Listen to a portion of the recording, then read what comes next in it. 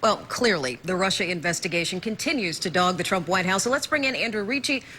Did I say your name right? Ricci? Ricky. Ricky. I'm sorry, Andrew. There are many options. Many options there. And Niall, we're glad you're sticking around. Andrew is the vice president at LEVICK PR. His specialty is crisis management. Andrew, let me ask you, would you say this is indeed a crisis for the Trump administration? And if so, how would you advise them to handle this? Yeah, I think definitely, it's not necessarily so much a legal crisis on this second meeting, but it's definitely an issue of optics. And, whenever there's all of this long history of secrecy and, suspicion, anything that does to add to that certainly doesn't help. So when we talk about transparency, Donald Trump Jr., I guess, tried to get ahead of the story. At least and that's the line the White House had used. He was transparent. He sent the emails out. He tweeted out those the 4 pages of emails.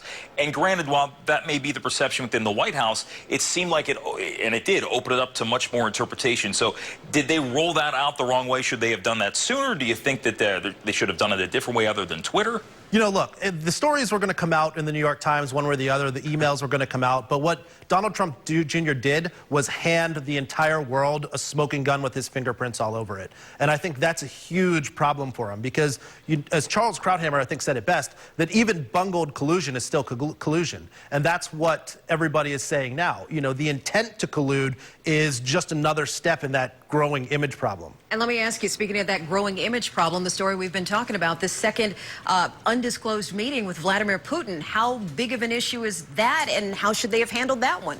Well, look, it's like I said, it's not a huge legal issue per se, but it is a big perception issue. We don't know what was said there. There's no official record of what was said there. It's left up to the president, and there's no one from the United States who was there. So, it definitely doesn't help. Well, we know the White House has said all along this is fake news. It's not a story, but yet there are many people who believe the White House account on this, regardless of what the media may report. So, that's something that works on both sides there, Andrew.